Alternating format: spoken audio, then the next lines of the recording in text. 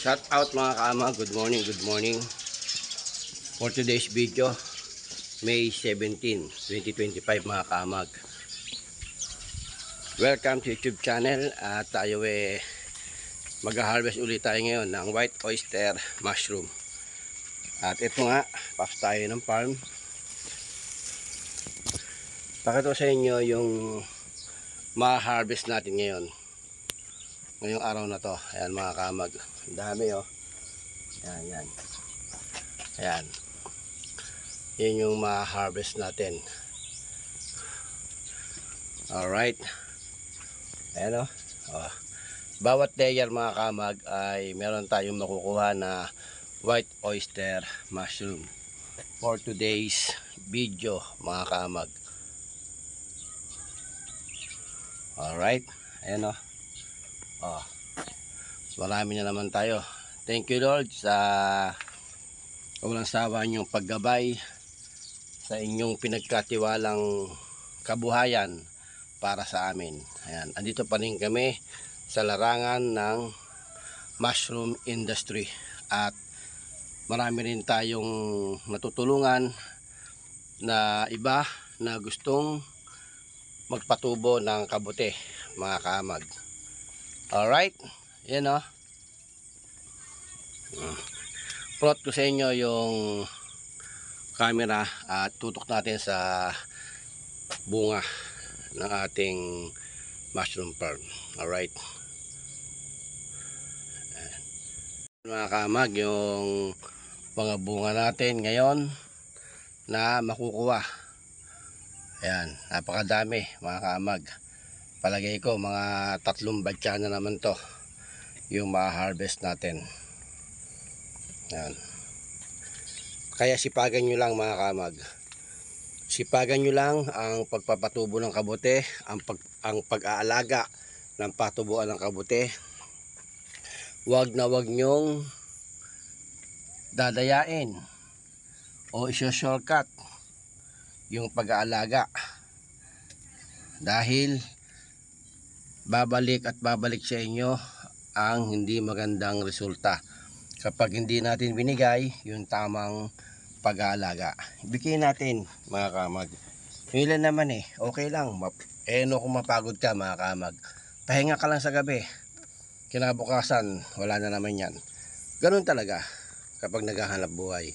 Dapat tayong magpagod, dapat tayong magtiyaga. Yan di ba? Wag tayong matakot sa pagod. Sa gabi pahinga lang yan, wala na yan. Kinabukasan, full charge na uli. Di ba? Ang importante,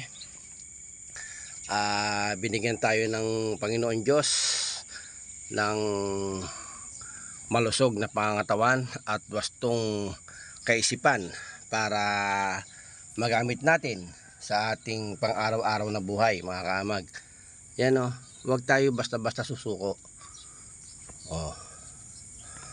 Normal lang na magkaroon tayo ng konting struggle o mga pagsubok dito sa pagsisimula pagdating sa mushroom industry. Yan. Kung napadaan ka lang sa aking YouTube channel mga kamag, huwag mo kalimutan subscribe, then like and share ang aking video para sa ganon ay lagi kang updated sa mga bagong video na aking i-upload. Dami na naman natin ma-harvest. Hanggang bukas yan mga kamag, marami tayong makukuha dyan. Yun di ba? Masarap pagpatubo ng kabute kapag tama ang ginagawa. Pero kapag maling proseso, asahan mo tatamarin ka na dyan. Kaya sikapin natin na maging tama lahat ang bawat proseso. Kahit na aling hanap buhay o kahit na anong negosyo, kailangan tama ang proseso. Pero hindi ka makakaiwas sa try and error. Yun lang yung masasabi ko mga kamag. Ayan di ba?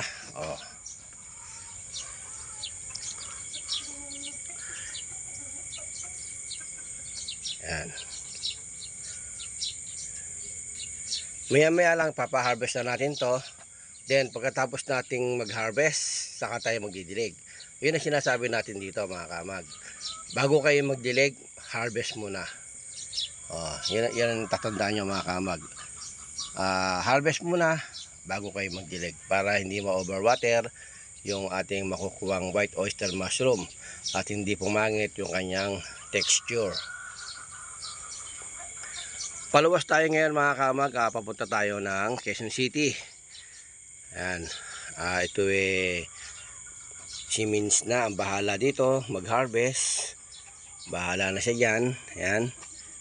Maya lang ay kanyang kukunin na yan at titimbangin kung ilang kilo yung ma-harvest natin ngayong araw na to mga kamag. Ayan. Alright. Hanggang dito na lamang mga kamag. Good morning again. Good morning, good morning. Welcome kayo sa aking YouTube channel. Ako si Kaamag. Thank you for watching and God bless you all. Bye-bye!